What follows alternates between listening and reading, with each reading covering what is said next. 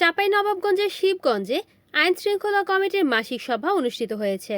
উপজেলা প্রশাসনের আয়োজনে বুধবার সকালে উপজেলা পরিষদ মিলনায়তনে উপজেলা নির্বাহী অফিসার মোহাম্মদ আজহার আলীর সভাপতিত্বে উপস্থিত ছিলেন উপজেলা সহকারী কমিশনার মোহাম্মদ তৌফিক আজিজ, শিবগঞ্জ কামিল মাদ্রাসা অধ্যক্ষ মোহাম্মদ জব্দুল হক, শিবগঞ্জ থানার অফিসার ইনচার্জ গোলাম কিবরিয়া, উপজেলা সিনিয়র মৎস্য অফিসার সঞ্জয় কুমার সরকার, উপজেলা প্রকল্প বাস্তবায়ন অফিসার মোহাম্মদ মিজানুর রহমান, উপজেলা প্রকৌশলী মোহাম্মদ হারুনুর রশিদ, উপজেলা মহিলা বিষয়ক অফিসার উম্মে সুমাইয়া খাতুন, শাহবাজপুর ইউনিয়নের চেয়ারম্যান মোহাম্মদ নিজামুল হক রানা সহ উপজেলার সকল দপ্তরের অফিসারগণ।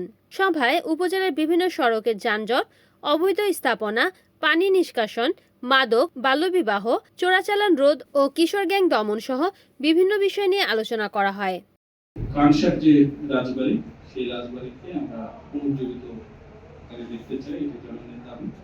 আমাদের দাবিও জনগণের সাথে একমত। রাজবাড়িতে যেমন কানসার রাজবাড়ির সামনে গিয়ে আমরা আমাদের দাবি পেশ করবো। কানসার রাজবাড়িকে যাতে সরকার গুরুত্ব দেয়, এটা ঐতিহ্য পুনরুদ্ধার করে এবং পর্যটন করে।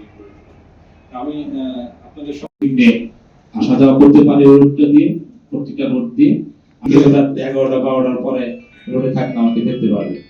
তো আশা করছি যে রোজার ঈদের চেয়ে কুরবানির ঈদটা বেশি গুরুত্বপূর্ণ।